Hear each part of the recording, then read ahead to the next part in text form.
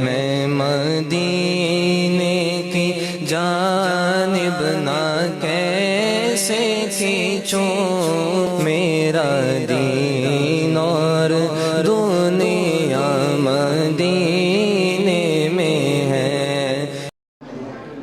لہو ما فی السماوات و ما فی الارض، اسی کے لائق ہے جو کچھ اسی کا ہے، جو کچھ آسمانوں میں ہے اور جو کچھ زمین میں ہے۔ اللہ رب العزت ہی تمام کائنات کا مالک ہے، اسی نے سب کو پیدا کیا۔ پہلے بتایا گیا کہ اللہ رب العزت ہی نے آسمان اور زمین کو پیدا فرمایا، اور اسی پر اس کا عطف کیا گیا کہ خالق بھی وہی ہے اور مالک بھی وہی ہے نا؟ جو خالق ہوتا ہے وہی مالک بھی ہوتا ہے، جو چیز کو پیدا کرتا ہے وہ اسی کی ملکیت میں چیز ہوتی ہے۔ فرمایا خبر و مبتدا و معطوف، یہ خبر ہے اور مبتدا اور معطوف۔ معطوف کیا ہے؟ وما بینہما، اسی پر اس کا عطف ہے، اور جو کچھ زمین میں ہے اور جو کچھ آسمانوں میں ہے، وما بینہما، اور آسمانوں زمین کے درمیان جو کچھ ہے وہ بھی اسی کا ہے۔ تو آسمانوں کے اندر جو چیزیں ہیں وہ، زمین کے اندر جو چیزیں ہیں وہ، اور آسمان اور زمین کے درمیان جو فاصلہ پایا جا رہا ہے، اس فاصلے میں، اس خلا میں جو کچھ ہے وہ سب کچھ اللہ ہی کا ہے۔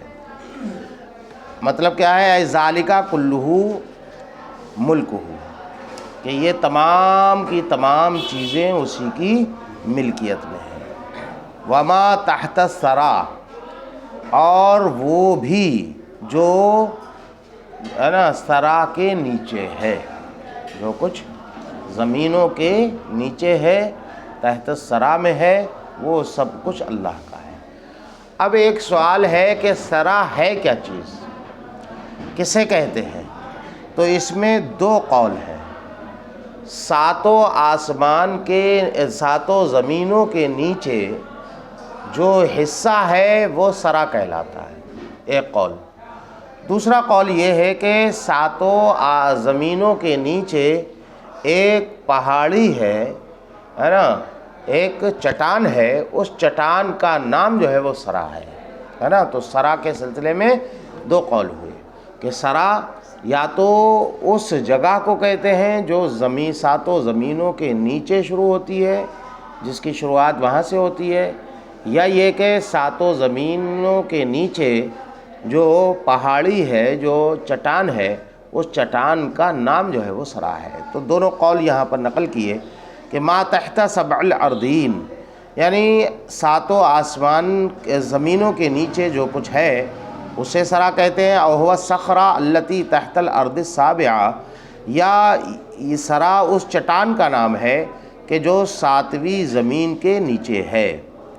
وَإِن تَجْهَرْ بِالْقَوْلِ، اب اللہ رب العزت کی قدرت کو اور اس کے کہ اللہ رب العزت کا علم کن کن چیزوں کا احاطہ کیے ہوئے ہے اس کو بتا رہے ہیں کہ وَإِن تَجْهَرْ بِالْقَوْلِ، اگر تم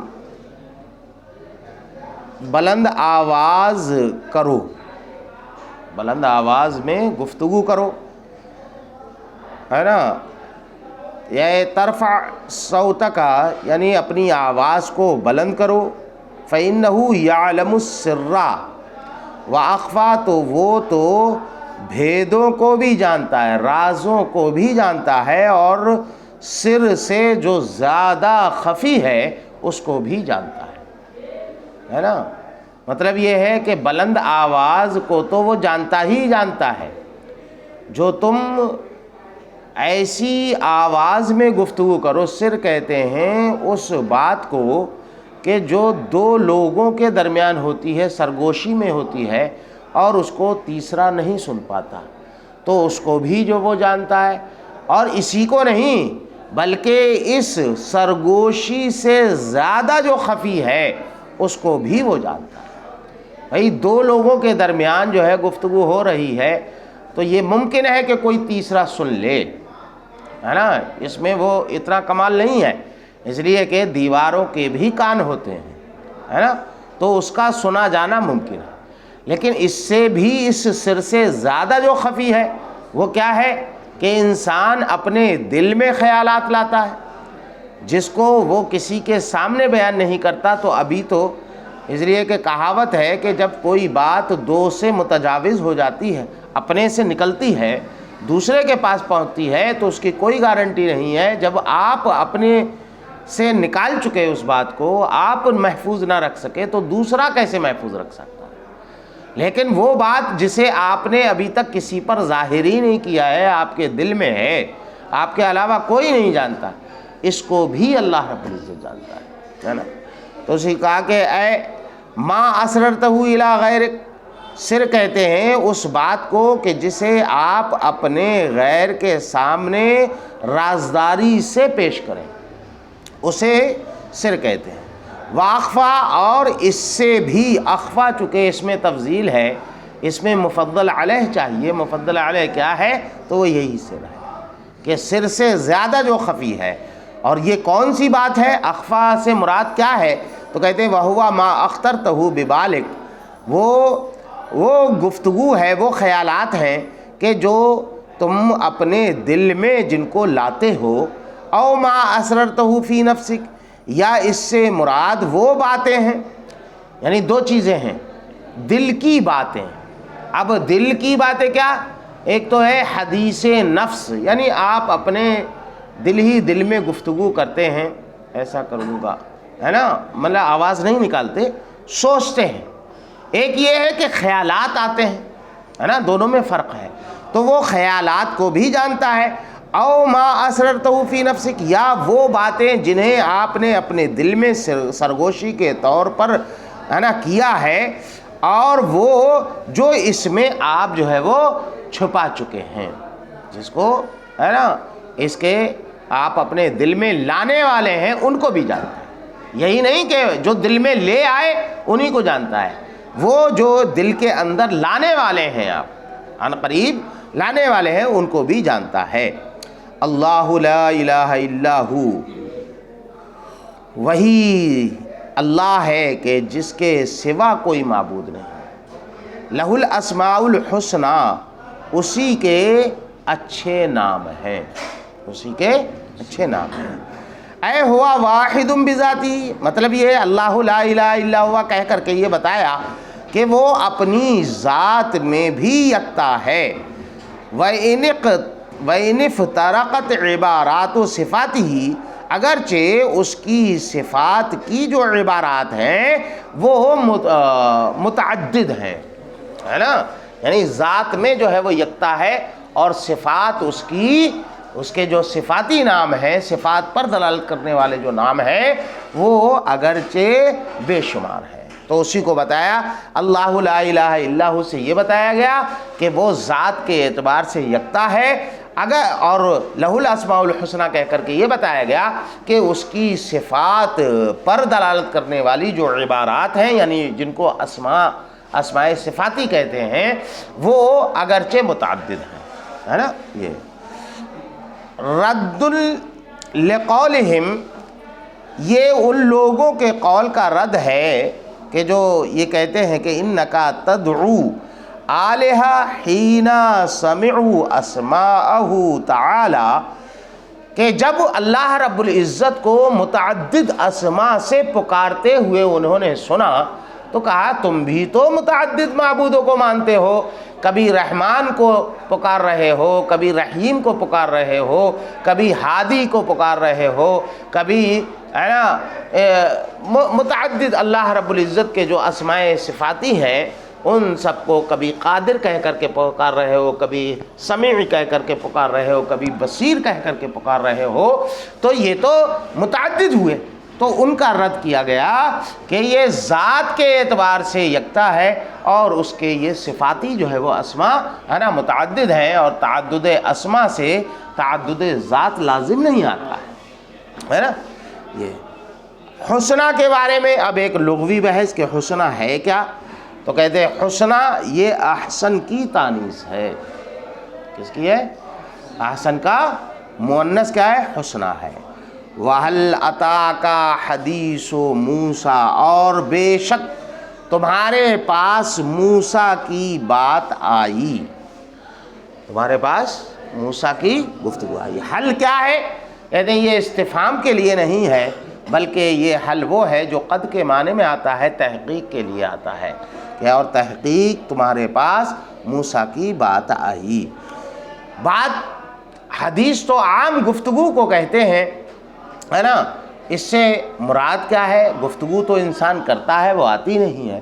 تو کہتے ہیں یہاں مراد اس سے خبر ہے کہ تمہارے پاس موسیٰ کی خبر جو ہے وہ آئی ہے. یہ حضرت موسیٰ علیٰ نبینا علیہ الصلاۃ والتسلیم کا قصہ جو لایا جا رہا ہے، اس کی وجہ کیا ہے؟ تو اس کی وجہ کے سلسلے میں بتایا، اس کی توجیہ کے سلسلے میں کہ چونکہ اللہ کے نبی صلی اللہ تعالیٰ علیہ وسلم کو جن مشکلات کا سامنا کرنا پڑ رہا تھا دعوت و تبلیغ کے میدان میں، تو ایسی صورتحال میں ان کی تسلی خاطر کے لیے یہ انبیاء کرام کے احوال کو بیان کیا گیا، قصوں کو بیان کیا گیا، تاکہ جو ہے وہ ان کو صبر آ جائے، ان کا دل جو ہے وہ ان کی حوصلہ افزائی ہو جائے، اور ان کے دل کو تقویت اور سکون حاصل ہو جائے کہ صرف میرے ہی سامنے یہ معاملات نہیں آ رہے، بلکہ اس میدان میں جتنے بھی انبیاء و رسول آئے انہیں مشکلات کا سامنا کرنا پڑا ہے. حضرت موسیٰ کے قصے سے اس کی ابتدا یوں کی گئی، اس کو یوں بار بار بیان کیا گیا. سب سے زیادہ قصہ جو بیان کیا گیا وہ حضرت موسیٰ کا. اس کی وجہ یہ ہے کہ حضرت موسیٰ کو بہت زیادہ جو ہے وہ سخت مشکلات کا سامنا کرنا پڑا. تو نذیر کو پیش کرنے کے لیے، نذیر بیان کرنے کے لیے حضرت موسیٰ کا یہ واقعہ بیان کیا گیا. قفاہ بقصۃ موسیٰ علیہ الصلاۃ والتسلیم، ہے نا. تو اس کے بعد ہے نا حضرت موسیٰ علیٰ نبینا علیہ الصلاۃ والتسلیم کا قصہ بیان کیا گیا. کیوں؟ لیتأسیٰ بہ فی تحمل اعباء النبوہ، ہے نا، تاکہ وہ نبوت کی ذمہ داریوں کے تحمل میں ان کو ہے نا ان کی تاسیس قلب ہو جائے، اور ان کو ہے نا صبر جو ہے وہ حاصل ہو جائے، اور اس سے ہے نا مضبوطی حاصل ہو جائے، تقویت حاصل ہو جائے، تاکہ اس کے ذریعے سے ہے نا نبوت کی ذمہ داریوں کے ہے نا بوجھ میں ان کو ہے نا تقویت حاصل ہو جائے، دل کو تقویت حاصل ہو جائے. کیسے؟ بالصبر علی المکارہ، جو مکارہ ہیں ہے نا مشکلات ہیں، ان مشکلات پر صبر کرنے کی وجہ سے. وَلِيَنَالَ الدَّرَجَةَ الْعُلْيَا، اور تاکہ انہیں بلند و بالا مرتبہ حاصل ہو جائے. کما نالہا موسیٰ، جیسا کہ حضرت موسیٰ علیٰ نبینا علیہ الصلاۃ والتسلیم کو حاصل ہوا ہے کہ ان مشکلات کو برداشت کرنے پر حضرت موسیٰ کو جو بلند و بالا مرتبے حاصل ہوئے، مراتب حاصل ہوئے، آپ کو بھی وہ حاصل ہو جائے. اس لیے جو ہے وہ یہ بیان کیا جا رہا ہے. اب وہ قصہ شروع ہو رہا ہے کہ اذ رعا، ہے نا. اذ کیا ہے؟ جب انہوں نے دیکھا. اذ کیا ہے؟ کہتے کہ ظرف ہے نا. لمزمر، ہے نا، ایک مزمر کا مطلب کیا ہے؟ اے حینا رعا، ہے نا، جس وقت انہوں نے دیکھا. نارن، ایک آگ کو، ہے نا. کانا کیتا و کیتا، کہ وہ فلا فلا، ہے نا، اس طرح کی تھی. وہ آگ کیا تھی؟ اس طرح کی تھی. او مفعول بہ، ہے نا، لأذکر، یا یہ کہ اذکر کا یہ مفعول بہ ہے. یعنی دو چیزیں جو ہے وہ بیان کی گئیں. وہ یہ کہ اس جو ہے یہ یا تو ایک فعل مضمر کا ہے نا مفعول فی ہے نا. ظرف ہے، کیا ہے بیٹا؟ مفعول فی ہے. کہ جس وقت انہوں نے دیکھا، اس کے معنی میں حین رعا، جس وقت انہوں نے دیکھا، ہے نا. یا یہ کہ اذکر کا مفعول بہ ہے، یاد کرو اس وقت کو، یاد کرو اس وقت کو، ہے نا. رویہ ان موسیٰ علیہ الصلاۃ والتسلیم، اس کا واقعہ، تفصیلی واقعہ کیا ہے؟ تو کہتے ہیں اس کو بیان کیا گیا کہ معاملہ یہ تھا کہ حضرت موسیٰ علیہ نبینا علیہ الصلاۃ والتسلیم کی جو پرورش ہوئی وہ فرعون کی آغوش میں ہوئی، لیکن ظاہر سی بات ہے کہ ایمانی معاملات تھے، ان ایمانی معاملات کی بنیاد پر آپ کو نفرت تھی، ہے نا، اس کے اقوال افعال وغیرہ سے نفرت تھی۔ آپ نکل جاتے تھے لوگوں کو جو ہے وہ سمجھانے کے لیے، دین کا راستہ دکھانے کے لیے۔ بازار میں گئے، آپ چونکہ آپ کا تعلق قبطی اس سے بنو اسرائیل سے تھا، اور جو ہے فرعون کا تعلق قبطی قوم قبطی سے تھا، قبطیوں سے تھا۔ تو آپ کی قوم کا آدمی اور قبطیوں کا ایک آدمی لڑ رہے تھے، آپ نے جو ہے وہ اس کے گھوسا مارا، ہے نا، غصے میں، لیکن وہ گھوسا کے قضاء الہی کہ وہ جو ہے وہ مر گیا۔ دوسرے دن کو پہنچے تو جو ہے وہ پھر جھگڑ رہا ہے۔ حضرت موسیٰ کو غصہ آیا کہ عجیب آدمی ہے کہ کل بھی جھگڑ رہا تھا، آج پھر جھگڑ رہا ہے۔ آپ نے اس کو ڈانٹا، اس نے یہ سمجھا کہ جو ہے وہ ڈانٹ رہے ہیں اب مجھی کو ماریں گے، اس نے جو ہے وہ راز فاش کر دیا، ارے ایسے ہی مارو گے جیسے کل جو ہے وہ تم نے مارا تھا فلاں کو۔ تو وہاں قتل کا بدلہ قتل، خون کا بدلہ خون ہوتا تھا فرعون کے اس میں۔ حضرت موسیٰ کو اندیشہ لاحق ہوا، لوگوں نے بتایا کہ آپ کے سلسلے میں مشاورت جاری ہے اور آپ کے قتل کا فرمان جاری کیا جا چکا ہے۔ آپ جو ہے وہ مدائن کی طرف ہجرت کر گئے، وہاں پر جو ہے وہ حضرت شعیب علیہ نبینا علیہ الصلاۃ والتسلیم کے یہاں پہنچے۔ ان کی 2 بیٹیاں تھیں، ہے نا، حضرت صفورہ سے آپ کا نکاح ہوا، اور ایک جو ہے وہ ہے نا طویل مدت تک 8 سال ٹھہرے تھے، اور تو 10 سال تک آپ رہے، جو مہر آپ کا تھا وہ مدت آپ نے پوری کی۔ اس کے بعد جو ہے وہ آپ کو یاد آئی کہ مصر جانا چاہیے، اللہ کا بھی حکم یہی تھا کہ وہاں جا کر کے ان لوگوں کو اللہ کا پیغام پہنچانا تھا۔ آپ جو ہے وہ آ رہے تھے، مدائن اور مصر کے درمیان ایک وادی جو ہے وہ پڑتی ہے، اس وادی سینا جو ہے وہ پڑتی ہے، اس وادی سینا میں آپ کا جو ہے وہ گزر ہوا۔ طوفانی رات تھی، بارش اور جو ہے وہ گھٹا ٹوپ تاریک جو ہے وہ رات تھی، ہے نا، سردی بے حساب تھی، وہ چونکہ سرد علاقہ ہے نا، یہ اسرائیل والا علاقہ ہے، اسرائیل سے متصل وادی سینا جو ہے وہ اسرائیل فلسطین کے علاقے میں پائی جاتی ہے۔ تو بہت زیادہ جو ہے وہ بارش، طوفانی ہوائیں، ایسی حالت میں حضرت صفورہ چونکہ حمل سے تھیں، وضع حمل کا وقت قریب آ گیا، اور وضع حمل کے وقت جو ہے وہ سردی مزید جو ہے وہ بڑھ جاتی ہے، سردی بہت لگتی ہے عورتوں کو، ایسی صورت میں آگ وغیرہ کی ضرورت پڑتی ہے نا۔ تو دو باتیں یہاں پر ہوئی تھیں، ایک تو یہ کہ تاریکی کی وجہ سے راستہ سمجھ میں نہیں آ رہا تھا، کدھر جانا چاہیے، راستہ نہیں مل رہا تھا۔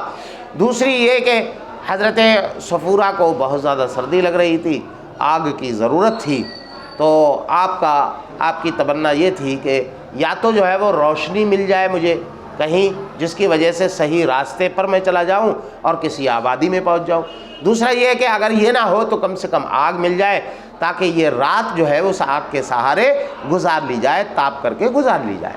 اچانک حضرت موسیٰ کو دور سے ایک آگ جو ہے وہ جلتی ہوئی دکھائی دی، تو آپ نے اپنی بیوی، اپنی زوجہ سے کہا کہ میں جو ہے وہ دیکھو آپ یہیں ٹھہرو، میں اس آگ کو دیکھتا ہوں کہ شاید اس سے، وہ یہ سمجھ رہے تھے کہ شاید کوئی قافلہ ٹھہرا ہوا ہے تو یہ اپنی آگ جلا رہا ہے، الاؤ جلائے ہوئے ہے، تو اس میں سے میں تھوڑی سی آگ مانگ کر کے لے آؤں گا، اس آگ سے مزید آگ جلا کر کے اپنی بیوی کو ہے نا تپش پہنچا دوں گا۔